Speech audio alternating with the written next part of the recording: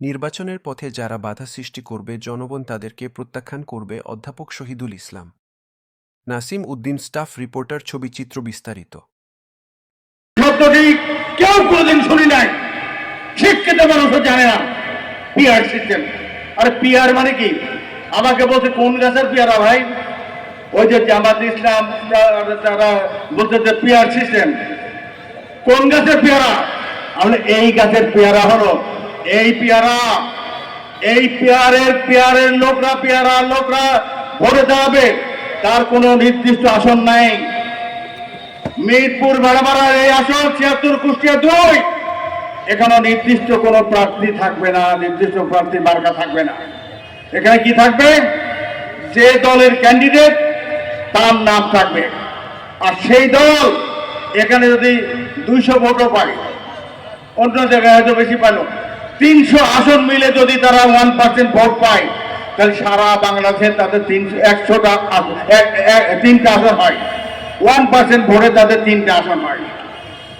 জীবনে কোনোদিন সংসদে যেতে পারেনি। এই সুযোগে যদি সংসদে ঢুকে নামটা লেখানো যায়, কম কি?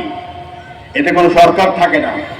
আর যারা এমপি হবে, পিআরএর এমপি, তারা বেচা কিনা হবে, সরকারের পতন হয়ে যাবে, কোনো সরকারি স্থিতিশীলতা থাকবে না।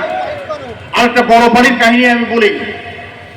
জামাত ইসলামী দীর্ঘদিন বিএনপির সাথী হিসাবে নির্বাচনের সফলতা ব্যর্থতা তার নীতির কারণে উদাহরণটা দেখি। ৯১ সালে বিএনপির সাথে জামাত ইসলাম ছিল, ১৯টা আসন পেয়েছিল সংসদে। তারপর ৮৬ সালে আওয়ামী লীগের সাথে আঘাত করে এর সাথে নির্বাচনে যাওয়ার পর বিএনপির সাথে সম্পর্ক খারাপ হলো। সেই নির্বাচনে ওয়াহেদ সাহেব লিঙ্কনকে হারিয়ে উনি এমপি হয়েছিলেন। কিন্তু তারপরে কি হলো? ৯৬ সালের ১২ই জুন যে নির্বাচন হলো, সে নির্বাচনে বিএনপি ১১৭টি ১৯টি আসন পায়, আর জামাত ইসলাম মাত্র সারা বাংলাদেশের ৩টি আসন পেয়েছিল।